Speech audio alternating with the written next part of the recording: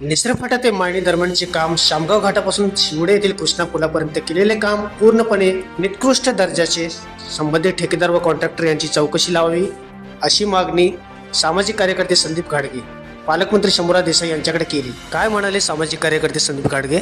सतर्क इंडिया न्यूजशी बोलताना म्हणाले, पाहूया आपण. नमस्ते, मी संदीप गाडगे, एक सामाजिक कार्यकर्ता. मी आत्ता अंतवडी माळवाडीच्या कॉलेजच्या समोर आहे, जे रस्त्याचे काम चालू आहे.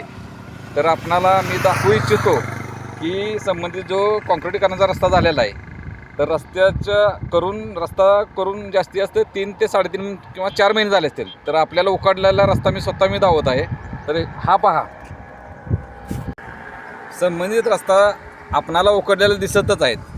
यावरून आपल्याला असं आढळून येत आहे की संबंधित ठेकेदाराने पूर्णपणे काम हे पूर्ण निष्कृष्ट दर्जाचे केलेलं आहे. भविष्यात अजून 1-2-4 महिन्यानंतर जेव्हा रस्ता पूर्ण उकरेल तेव्हा ह्या रोडला ॲक्सिडेंट होण्याचे 90 नाही 1000% प्रॉब्लेम होणार तर आहेच. वडोली गावच्या हद्दीमध्ये पेट्रोल पंपाच्या शेजारी हे पहा, रस्त्याला चिरा पडल्या आहेत.